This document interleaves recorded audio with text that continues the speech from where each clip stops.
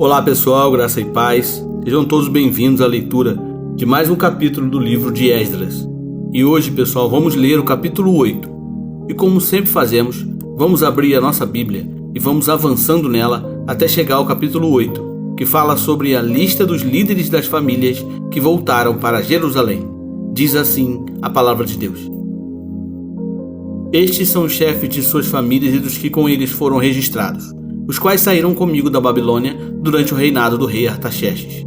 Dos descendentes de Finéias, Gerson. Dos descendentes de Itamar, Daniel. Dos descendentes de Davi, Atos. Dos descendentes de Secanias. Dos descendentes de Parós, Zacarias, sendo registrados com ele 150 homens. Dos descendentes de Paate-Moabe, Elionai, filho de Zeraías, e com ele 200 homens. Dos descendentes de Zatu, Secanias, filho de Jaziel, e com ele 300 homens. Dos descendentes de Adim, Ebed, filho de Jonatas, e com ele 50 homens. Dos descendentes de Elão, Jesaías, filho de Atalias, e com ele 70 homens. Dos descendentes de Cefatias, Zebadias, filho de Micael, e com ele 80 homens. Dos descendentes de Joabe, Obadias, filho de Jeiel, e com ele 218 homens. Dos descendentes de Bani, Selomite, filho de Josifias, e com ele 160 homens.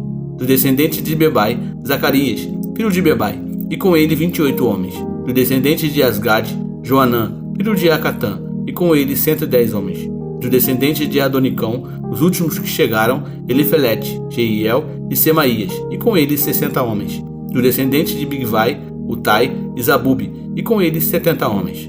Eu os reuni junto ao canal que corre para Ava, e acampamos ali por 3 dias. Quando passei em revista o povo e os sacerdotes, não encontrei nenhum levita. Por isso convoquei Eliezer, Ariel, Semaías, Eunatã, Jaribe, Eunatã, Natã, Zacarias e Mesulão, que eram líderes, e Joiaribe e Natã, que eram homens sábios. E eu os enviei a Ido, o líder de Gazifia. Eu lhes falei o que deveriam dizer a Ido e aos parentes dele, os servidores do templo, em Gazifia, para que nos trouxessem servidores para o templo de nosso Deus. Como a bondosa mão de Deus estava sobre nós, eles nos trouxeram Serebias, homem capaz, dentre os descendentes de Mali, filho de Levi, neto de Israel, e os filhos e irmãos de Serebias, 18 homens, e também Asabias, acompanhado de Zesaías, dentre os descendentes de Merari e seus irmãos e filhos, 20 homens. Eles trouxeram ainda 220 dos servidores do templo, um grupo que Davi e os seus oficiais tinham formado para ajudar os levitas. Todos eles tinham seus nomes registrados. Ali, junto ao canal de Aava, proclamei um jejum, a fim de que nos humilhássemos diante de nosso Deus e lhe pedíssemos uma viagem segura para nós e nossos filhos, com todos os nossos bens. Tive vergonha de pedir soldados e cavaleiros ao rei, para nos protegerem dos inimigos na estrada, pois tínhamos dito ao rei: a mão bondosa de nosso Deus está sobre todos os que o buscam, mas o seu poder e a sua ira são contra todos os que o abandonam. Por isso jejuamos e suplicamos essa bênção ao nosso Deus, e ele nos atendeu. Depois separei 12 dos principais sacerdotes, a saber, Serebias, Asabias e com eles 10 de seus irmãos. E pesei diante deles a oferta de prata e de ouro e os utensílios que o rei, seus conselheiros, seus oficiais e todo Israel ali presente tinham doado para a casa de nosso Deus. Pesei e entreguei-lhes 22 toneladas e 750 quilos de prata, 3 toneladas e meia de utensílios de prata, 3 toneladas e meia de ouro, 20 tigelas de ouro pesando 8 quilos e meio e 2 utensílios finos de bronze polido, tão valiosos quanto o ouro. E eu lhes disse: tanto vocês quanto estes utensílios estão consagrados ao Senhor. A prata e o ouro são uma oferta voluntária ao Senhor, o Deus dos seus antepassados. Guardem-nos bem até que os pesem nas salas do templo do Senhor em Jerusalém, diante dos sacerdotes principais, dos levitas e dos chefes das famílias de Israel. Então os sacerdotes e os levitas receberam a prata, o ouro e os utensílios sagrados, depois que tinham sido pesados, para levá-los a Jerusalém, ao templo do nosso Deus. No 12º dia do primeiro mês, nós partimos do canal de Aava e fomos para Jerusalém.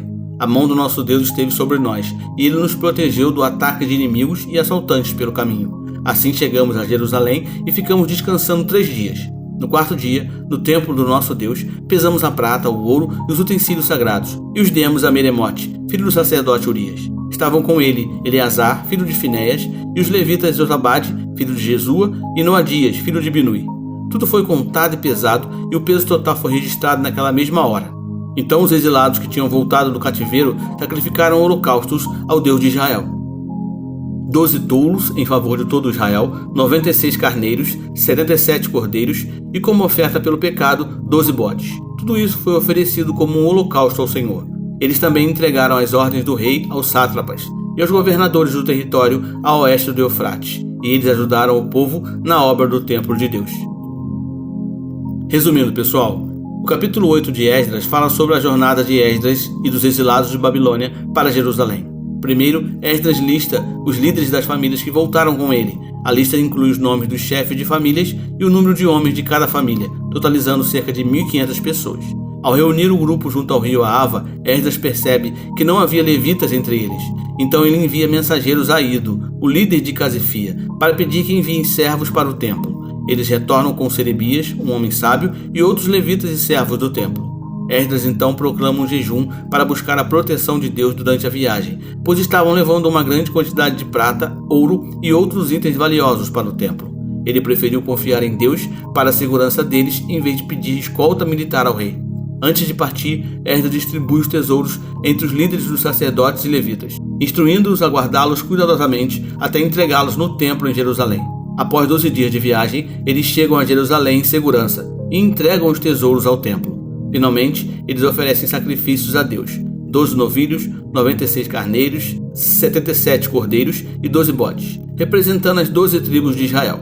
Eles também entregam os decretos do rei aos governadores da região, que então apoiam o povo e o templo de Deus. Concluindo, pessoal, lembre-se, a confiança em Deus e a busca de sua proteção são fundamentais em todas as jornadas da vida. A dedicação e a obediência a Deus, assim como a cooperação mútua, são essenciais para alcançar os objetivos espirituais e cumprir a vontade de Deus. Que possamos viver e trabalhar para Deus sempre em unidade. Reflita nisso. É isso aí, pessoal. Concluímos a leitura de mais um capítulo do livro de Esdras. Eu espero que possamos estar juntos amanhã para lermos mais um capítulo, ok? Então fique na paz e que Deus abençoe.